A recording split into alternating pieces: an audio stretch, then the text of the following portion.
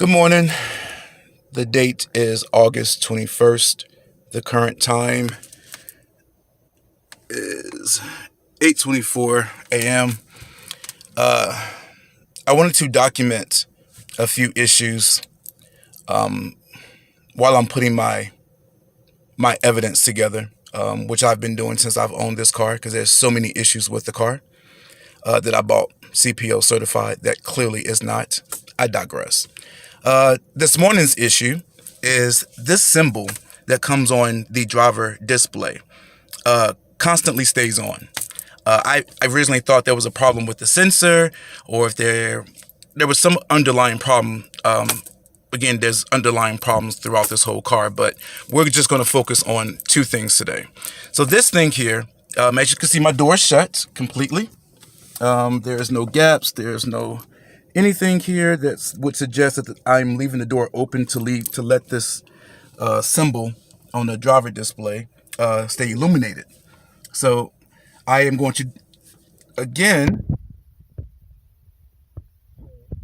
of me opening and shutting the door and having it on. Now I will say that sometimes it will go off by itself when you shut the door as it's supposed to, but majority of the time it does not. Now I have another video backing up this claim because I'm driving at 60 miles per hour and my RPMs are, I think, at like 2,000 RPMs, and the symbol is on. So that just proves my claim that I'm not exaggerating here. So here we go. I'm opening the door. The door is open. I am shutting the door.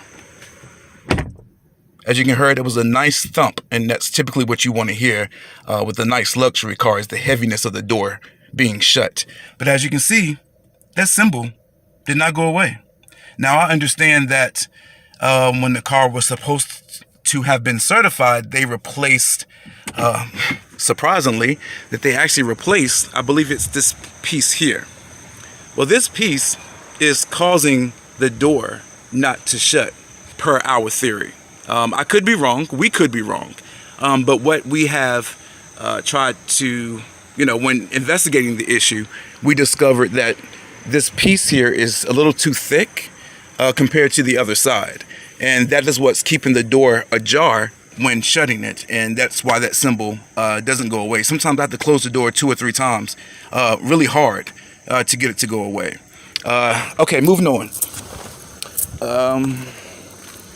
Here's a view of the car. As you can see, still in pretty good condition. Well, it better be, because I have OCD and I don't believe driving around in a dirty car, which is why this situation is extremely exhausting and disappointing at the same time.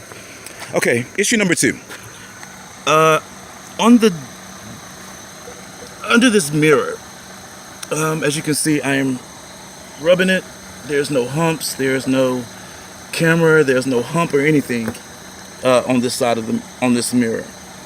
I really hope you guys can see it. The lighting is probably bad because it's early in the morning, but somebody got to pay for this car while I still have it. So there's no camera here, right? But let's travel to the passenger side.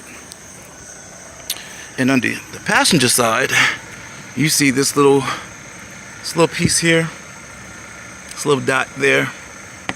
I'm trying to get up on it as close as I can. Sorry if the angle is wrong, but yeah, that piece there. See, that is a camera. And in my car, it does not have one of the packages for the 360 camera view, which is what that camera is used for. There's a camera on the two mirrors. There is a camera on the front and a camera in the back, and all 3 cameras are used to give the bird's eye view, looking down on the car, to give you that 360 view. It's a nice option. Unfortunately, my car just does not have that option. So the question here would be, then why the hell would there be a camera installed on the passenger side mirror if the car doesn't have that option? It's just another one of those things that just makes you go, about this car, right? I mean, the car isn't, as far as keeping the upkeep on it, because I did the clay bar waxing, paint's all smooth, but yet, I know you can't see it from this angle, but there's still deep, deep, deep swirl marks in the paint. There's what's called orange peels, which I had no idea what it was until I took it to have the car looked over, as far as the paint is concerned. Yeah, so he said there's the guy who looked over the car for me said it had a whole bunch of orange peels and the swirl marks that were inside of the paint on the passenger side.